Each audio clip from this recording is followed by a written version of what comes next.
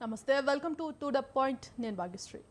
National Herald కేసులో ED వైఖరిని నిరసిస్తూ ధర్నాకు దిగింది కాంగ్రెస్ పార్టీ. ఛార్జ్ షీట్లో సోనియా, రాహుల్ పేరు చేర్చడాన్ని నిరసిస్తూ ఆందోళన చేపట్టింది. హైదరాబాద్ ఈడీ కార్యాలయం వద్ద టీపీసీసీ నేతృత్వంలో ధర్నా చేపట్టారు కాంగ్రెస్ నేతలు. కమలం పార్టీ తీరుపై తీవ్ర స్థాయిలో ఫైర్ అయ్యారు. ఇదే అంశంపై చర్చించడానికి మనతో పాటు పొలిటికల్ అనలిస్ట్ అంద సత్యం గారు ఉన్నారు. సత్యం గారు, నమస్తే అండి. నమస్తే అండి.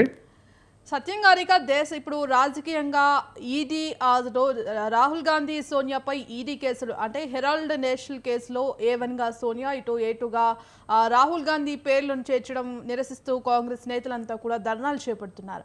దాదాపు 2,000 కోట్ల రూపాయలు ఆ కుట్ర జరిగిందంటూ కూడా ఈడీ వెల్లడించింది. ప్రస్తుతం ఈ ఆస్తుల విలువ కూడా దాదాపు 5,000 కోట్లు ఉందంటూ కూడా ఈడీ వెల్లడించిన పరిస్థితి కనిపిస్తుంది. అంటే దీన్ని ఏ విధంగా చూడొచ్చు అంటారు?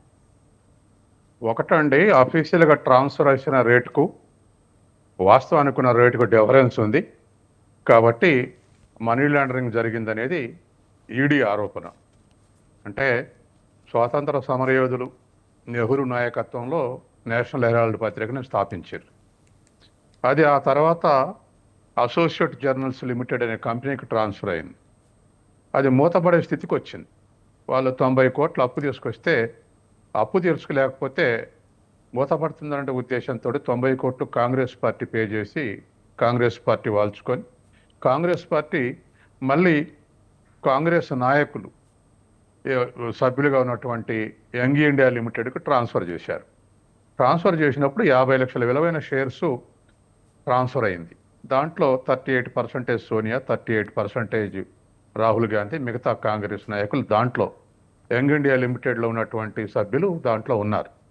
కాబట్టి ఇది సుబ్రహ్మణ్య స్వామి వేసినటువంటి కేసు ఏమిటంటే ట్రాన్స్ఫర్ అయినటువంటిది 50 లక్షల రూపాయల విలువైనటువంటి షేర్స్ అంటున్నారు. కానీ అది ఓపెన్ మార్కెట్లో చాలా ఎక్కువ విలువ ఉంటుంది. ఎక్కువ విలువ ఉన్నటువంటి దాన్ని వైట్ మనీలో 50 లక్షల ట్రాన్స్ఫర్ చూసి బ్లాక్ మనీ ఎక్కువ ఉన్నటువంటి దాన్ని మనీ లాండరింగ్ అంటే అనఫిషియల్ పేమెంట్స్ జరిగినాయి కాబట్టి దీని మీద ఎంక్వైరీ చేయాలని చెప్పేసి సుబ్రహ్మణ్య స్వామి కేసు వేశాడు. దాని మీద సోనియా, రాహుల్ గాంధీ కూడా కొట్టేయాలంటే, స్క్రాచ్ చేయాలంటే చేయలేదు. అది 2016 కోర్టుకు వెళ్ళారు. ఇప్పుడు అది ఓపెన్ అయింది కాబట్టి ఇప్పుడు కోర్టులో నడవాల్సినటువంటి పరిస్థితి ఉన్నది. ఇందులో సుబ్రహ్మణ్య స్వామి కానీ ఈడీ యొక్క ఆర్గ్యుమెంట్ అది. కాంగ్రెస్ పార్టీ ఆర్గ్యుమెంట్ ఏమిటి? అసలు కాంగ్రెస్ పార్టీ పత్రిక కాంగ్రెస్ పార్టీ నాయకుల మధ్య ట్రాన్స్ఫర్ జరిగితే వీళ్ళకి ఎందుకనేది ఒకటి. రెండవది, షేర్ వాల్యూ నిర్ణయించేది ఈడీ కాదు. మార్కెట్లో షేర్ వాల్యూ ఉంటే ఎంత ఉంటే అంతే. ఇంకెవరైనా పోటీకి వచ్చి ఎక్కువ ఉంటే వాళ్ళు కొనుక్కునేవాళ్ళు. ఎవరు పోటీకి రాలేదు కాబట్టి ఇవాళ ఉన్నటువంటి యంగ్ ఇండియా లిమిటెడ్ కొనుక్కుంది. తర్వాత ఇప్పుడు అది కూడా కాంగ్రెస్ మేనేజ్మెంట్ కానీ యంగ్ ఇండియా లిమిటెడ్ మేనేజ్మెంట్ కానీ లేదు. న్యూజిలాండ్కు చెందినటువంటి దేశానికి చెందినటువంటి ఒక కంపెనీ ఆధ్వర్యంలో ఇప్పుడు నేషనల్ హెరాల్డ్ ఆస్తులు ఉన్నాయి. కాబట్టి ఆనాడు ఉన్నటువంటి ఆస్తులను ఈనాడు 50 లక్షలు ఉన్నటువంటి దాన్ని తర్వాత 1000 కోట్లు ఉంటుంది.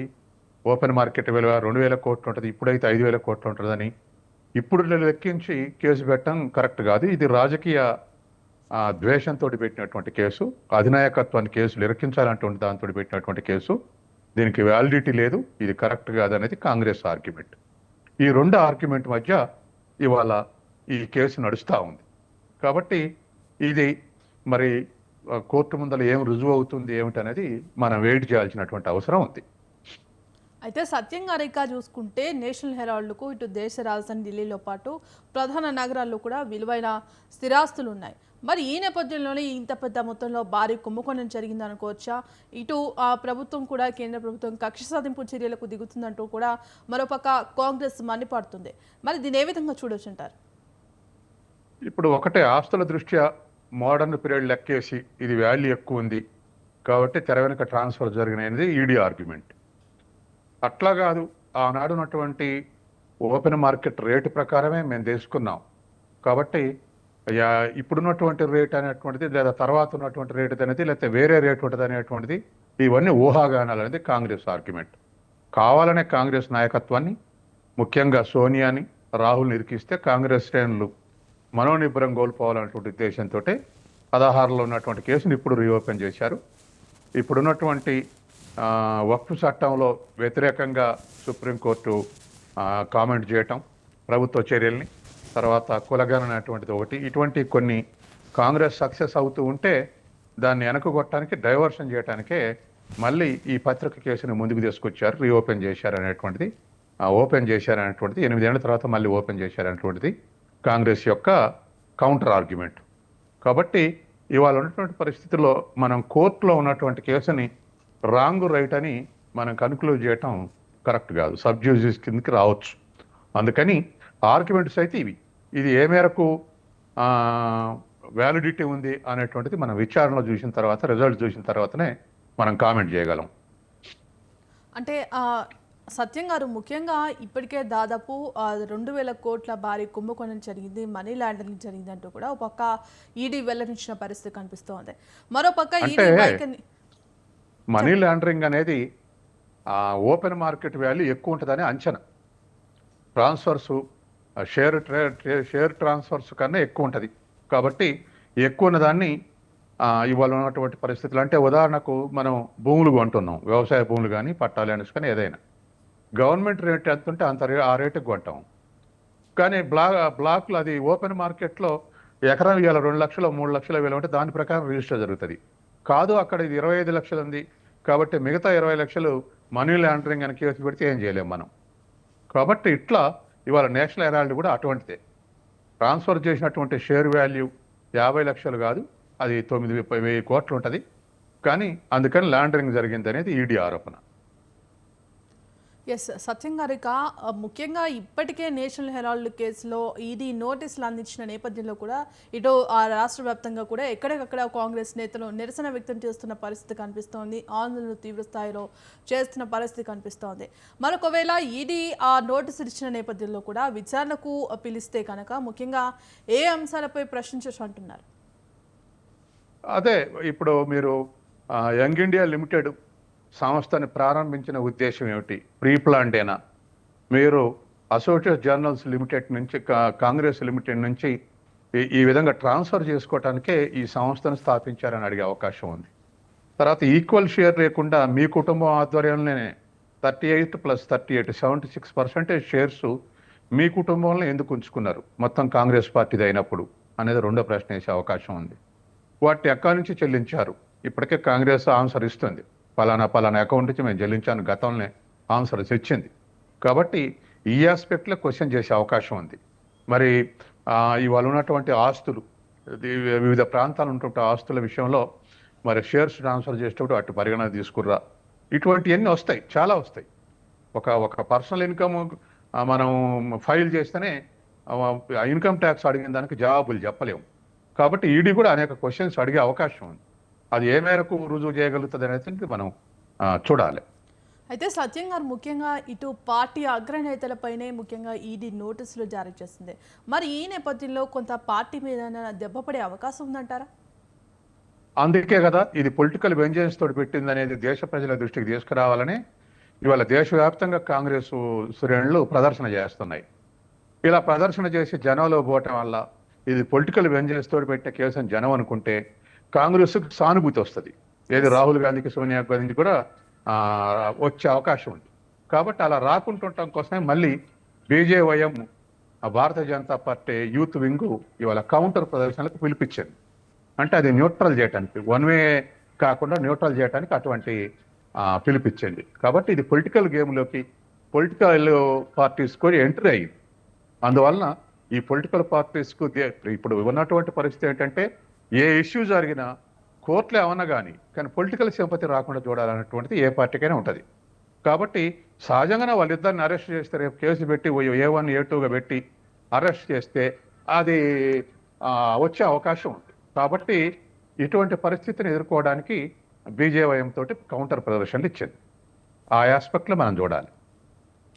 ఎస్ సత్యం గారి ఇక మరో అంశం చూసుకుంటే ఇటు తిరుపతిలో రాజకీయం పూర్తిగా వేడెక్కింది. ఇటు టీటీడీకి చెందిన ఎస్వి గోశాలలో కూడా గోవుల మరణాలపై రగడైతే కొనసాగుతోంది. గోవుల మరణాలను నిర్ధారించేందుకు కూడా గోశాలకు వెళ్లేందుకు ఇటు వైసీపీ నేత భూమన కరుణాకర్ రెడ్డి కూడా సిద్ధమయ్యారు. మరి గోశాలకు బయలుదేరిన భూమనను పోలీసులు అడ్డుకున్నారు. దీంతో రోడ్డుపై బైఠాయించి భూమన ఇటు వైసీపీ నేతలు కూడా నిరసన వ్యక్తం చేసిన పరిస్థితి కనిపిస్తోంది. మరోవైపు ఇటు కూటమి నేతలు కూడా గోశాలలకు, ఎమ్మెల్యేలు కూడా గోశాలకు వెళ్లారు. భూమన రావాలంటూ కూడా ఆయన డిమాండ్ చేశారు. మరి ఇంతవరకు అటు భూమన కరుణాకర్ రెడ్డి గోశాలకు వెళ్ళినప్పటికీ కూడా ఇటు కూటమి ఎమ్మెల్యేలు ఎక్కడ కనిపించకపోవడంతో ఇప్పుడు తోక ముడిచారంటూ కూడా కొంత విమర్శ అయితే వైసీపీ నేతలు వ్యక్తం చేసిన పరిస్థితి కనిపిస్తుంది. మరి నిజంగానే ఇటు గోశాలలో వందల కొద్ది గోవులు మృతి చెందాయా, లేకపోతే ఇదంతా ఒక హై డ్రామా అనుకోవచ్చా? Again it is politicized. ఎందుకంటే వాస్తవానికి తిరుపతి దేవస్థానం సెంటర్గా అనేక రాజకీయాలు నడుస్తున్నాయి. గతంలో లడ్డు విషయంలో చాలా పెద్ద ఎత్తున చర్చ జరిగింది. చివరికి లడ్డూల విషయంలో ఏం బయటపడింది ఏం లేదు. నెయ్యి కల్తీ జరిగింది, అది ఉత్తరప్రదేశ్ కంపెనీలని తేల్చారు.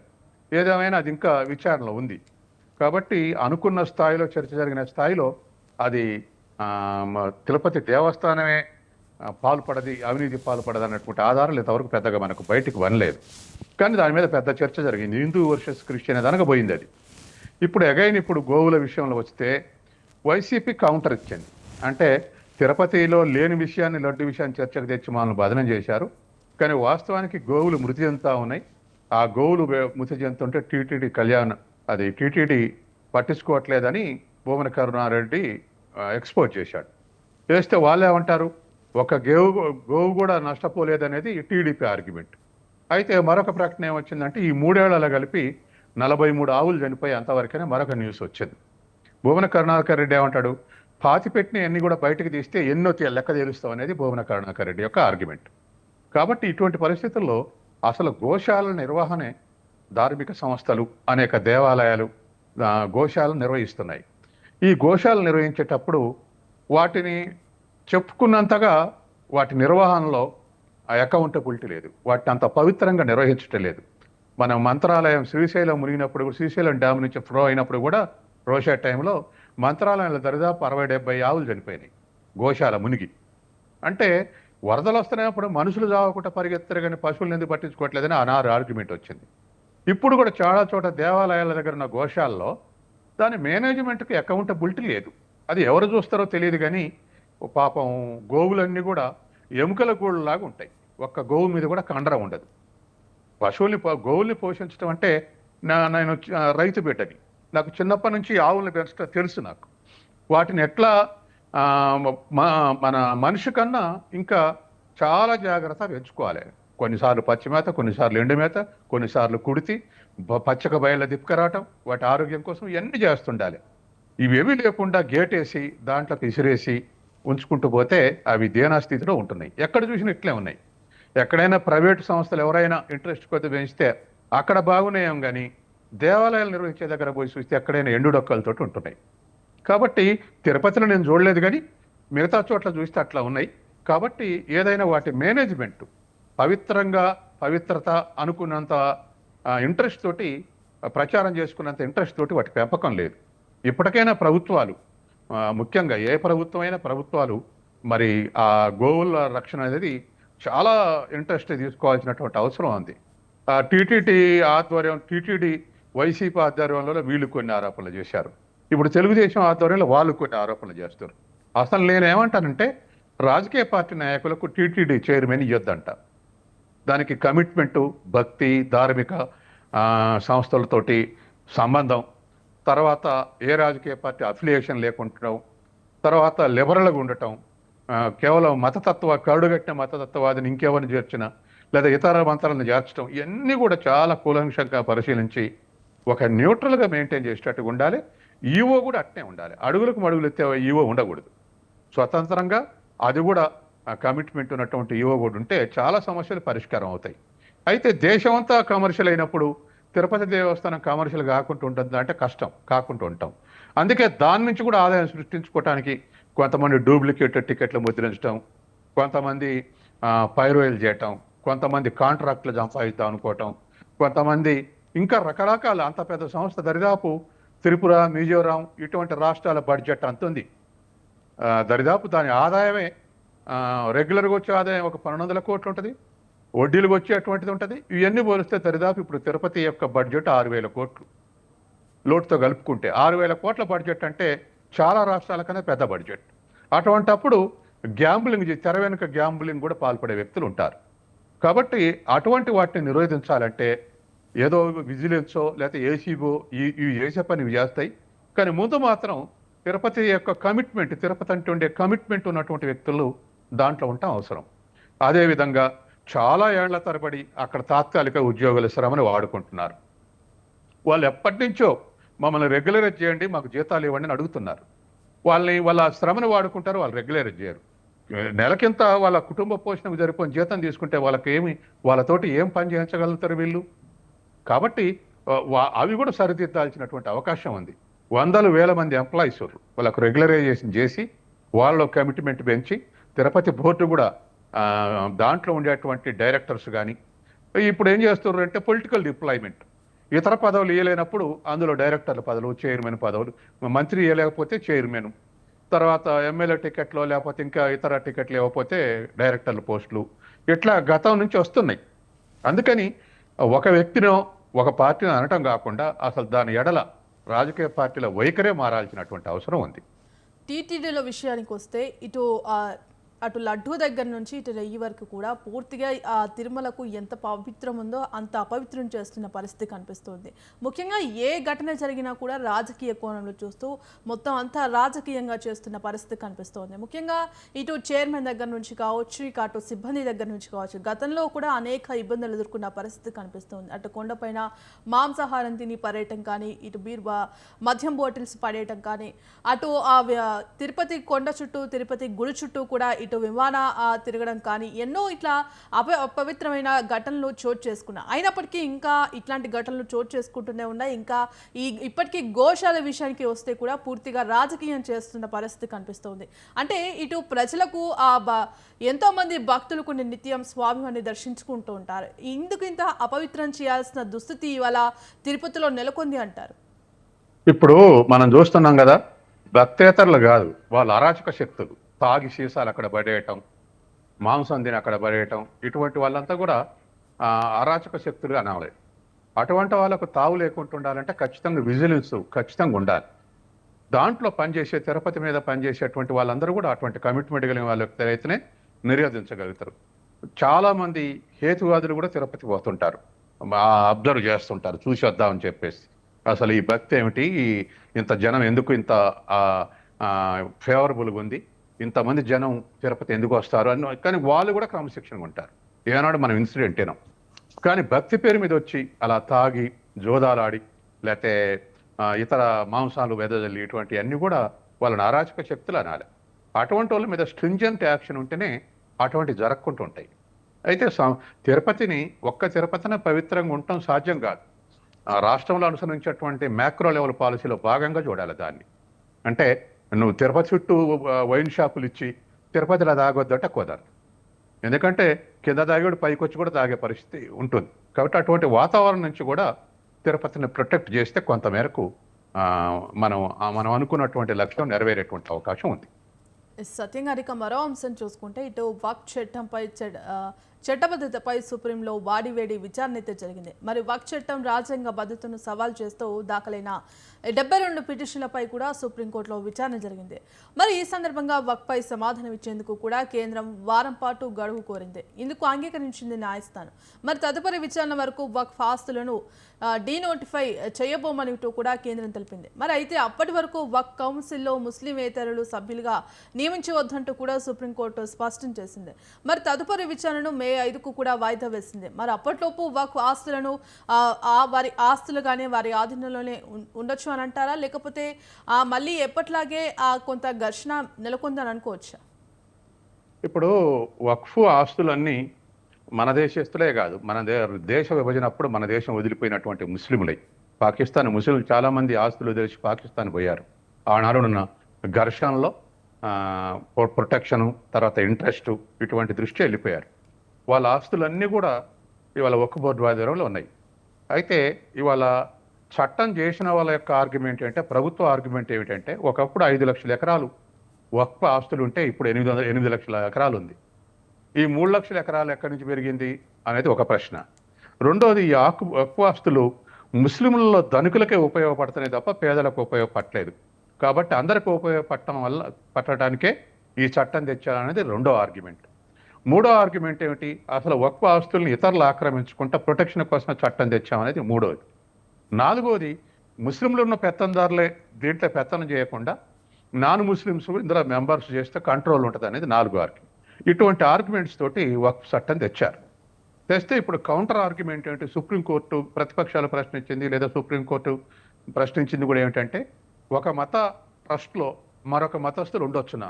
ఉంటే హిందూ మత ట్రస్టులు అన్నిట్లలో ముస్లింలు మెంబర్స్ని తీసుకుంటారా? కాబట్టి ఒక మతానికి ఉన్నటువంటి మత ట్రస్ట్లోకి ఇతర మతాలని మెంబర్లు వేయటం కరెక్ట్ కాదని కామెంట్ చేసింది. అట్లాగే వక్ఫ్ ఆస్తులకు రిజిస్టర్ చేయించుకోమని ప్రభుత్వం అడుగుతుంది. అసలు రిజిస్టర్ ఎట్లా చేస్తారు? 15వ శతాబ్దం 16వ శతాబ్దం ఆస్తులు కూడా వక్ఫ్ ఆస్తులు ఇప్పుడు వక్ఫ్ బోర్డు ఆధ్వర్యంలో ఉన్నాయి. 15వ శతాబ్దం 16వ శతాబ్దంలో అసలు దానికి సంబంధించిన కాగితాలు ఎక్కడ దొరుకుతాయి? కాబట్టి అది సాధ్యం కాదు. రిజిస్టర్ చేయించుకుని ఒత్తిడి చేయడం కరెక్ట్ కాదు. ఇటువంటి వాటితోటి ఇవాళ సుప్రీంకోర్టు కొన్ని ప్రశ్నలు అడిగి కేంద్ర ప్రభుత్వం వారంలోపు జవాబు ఇవ్వండి అని చెప్పేసి మే 5కు వాయిదా వేసింది. ఇలా కదిలిస్తే, ఒక మతంలో ఇంకో మతం జోక్యం చేసుకుంటూ కదిలిస్తే ఈ దేశంలో చాలా రకమైనటువంటి ఆందోళన వచ్చేటువంటి అవకాశం ఉంది. కాబట్టి సమయానంతో ఆలోచించాలనేటువంటిది సుప్రీంకోర్టు యొక్క ఆశయంగా అవుపడుతుంది మనకు. కాబట్టి ఈ ఆర్గ్యుమెంట్స్ చూస్తే ఇవాళ అభిషేక్ సంఘవి వాదించింది ఏంటంటే, వెంజన్స్ తోటే, అంటే ముస్లింల వ్యతిరేకతతోటి ఈ చట్టం తెచ్చారు. అంటే ముస్లింలకు ముస్లిం ఆస్తుల మీద గ్రిప్ లేకుండా చేయడానికే ఈ చట్టం తెచ్చారనేది సంఘవి ఆర్గ్యూ చేశాడు. కాబట్టి రేపు సుప్రీంకోర్టు ఏం డెసిషన్ వస్తుందో మనం చూడాల్సినటువంటి అవసరం ఉంది. అయితే ఇప్పటికే బీజేపీలకు గతంలో ఆర్ఎస్ఎస్ బీజేపీ నాయకుల్లో కూడా కొంత మార్పు వచ్చింది దేవాలయ విషయంలో. ఆర్ఎస్ఎస్ చీఫ్ భగవత్ ఆ మధ్య ఒక మాట అన్నాడు, ప్రతి మసీదు కింద దేవాలయం ఉందన్న దృష్టితో చూడబాకురి, ఇక చాలు అన్నట్టుగా ఒక ప్రకటన చేశాడు. అంటే ఇంకా ఘర్షణలు చేస్తే నా దేశం నష్టపోతుందని ఆయన ఉద్దేశం కావచ్చు. ఈ మధ్య తగ్గింది ఆ ఆర్గ్యుమెంట్స్. తగ్గి ఇది కొత్తగా ఇదొకటి రైజ్ అయింది. కాబట్టి ఇవాళ ఈ ఆస్తులు ఒకటే, ముస్లిం ఆస్తులు ముస్లిం ట్రస్టులు ఉండటమే న్యాయం, వక్ఫ్ బోర్డు ఉండటమే న్యాయం నా కన్క్లూజన్. కానీ అందులో ధనికులకు మాత్రమే ఉపయోగపడటం అనేది అన్యాయం. తర్వాత ఇతరుల ఆక్రమణదారులకు ఉపయోగపడటం కూడా అన్యాయం. ఉదాహరణకు బీఆర్ఎస్ గవర్నమెంట్ ఉన్నప్పుడు ఒక భువనగిరి జిల్లాలో 160 ఎకరాలు కాజేయటానికి పెద్ద మనుషులు ప్రయత్నం చేశారు. భువనగిరి కలెక్టర్ నందిని పామేలా శతపథి దానికి అడ్డం తగిలింది, సంతకం పెట్టకపోతే విత్-ఇన్ 1 ఇయర్లో ట్రాన్స్ఫర్ చేశారు. ఆవిడ ఇప్పుడు జగిత్యాల కరీంనగర్ కలెక్టర్ ఉంది. 1 ఇయర్లో ట్రాన్స్ఫర్ చేశారు దాని మీద సంతకం పెట్టినందుకు. అంటే ఇట్లా ఆక్రమణదారులు వక్ఫ్ బోర్డుకు వక్ఫ్ ఆస్తులకు అడ్రస్ ఉండదు కాబట్టి, వాళ్ళు వదిలేసిపోయిన ఆస్తులు కాబట్టి, ఆ అవకాశం ఉన్నప్పుడల్లా ఇట్లా ధరణిలో కూడా చాలా ఇటువంటి రిజిస్టర్ అయినాయని ఒక మనకు ఊహాగానం నడుస్తుంది. బయటకు వస్తే ఇంకా తెలిసే అవకాశం ఉంది. కాబట్టి భూమి వాల్యూ పెరగటంతో అందరికన్నా దాని మీదనే పడుతుంది. కాబట్టి వాటిని జాగ్రత్తగా రక్షించుకోవాల్సినటువంటి అవసరం అవుతుంది. ఎక్కడ ఖాళీ ల్యాండ్ ఉంటే అక్కడ, యూనివర్సిటీ స్థలాలు ఉంటే వాటిని ఆక్రమించేస్తున్నారు. తర్వాత ఎక్కడైనా బలహీనలు ఉంటే వాళ్ళ ఆస్తుల్ని ఆక్రమించేస్తున్నారు.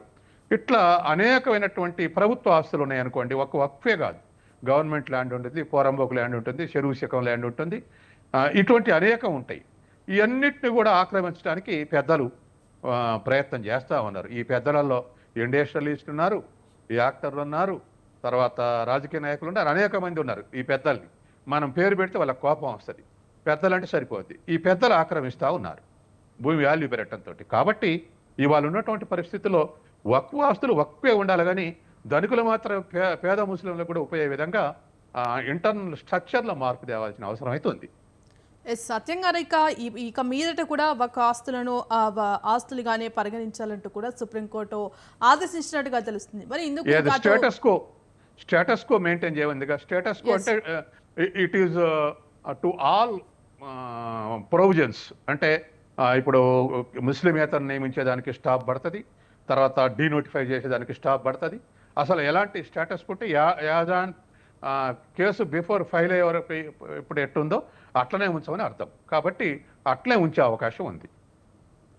ఎస్ సత్యం గారు, మరి ఇందుకు కేంద్రం కూడా వారం రోజుల పాటు సమయం కోరింది. మరి తదుపరి తీర్పు, సుప్రీంకోర్టు తీర్పు ఎలా ఉండబోతుంది? అంటే ముస్లింలకు న్యాయం చేసే విధంగానే సుప్రీం ఈ వక్ఫ్ బోర్డు విచారణపై తీర్పునిస్తుందంటారా? అంటే ఎలా ఉండబోతోంది? మనం కామెంట్ చేయటం కరెక్ట్ కాదండి. అది అది సుప్రీంకోర్టు పెండింగ్లో ఉన్నప్పుడు ఎట్లనే తీర్పిస్తుందని అని చెప్పడం కరెక్ట్ కాదు. కానీ ఆస్తులను అయితే రక్షించడం, మిస్యూజ్ చేయటం అనేది కరెక్ట్ కాదు.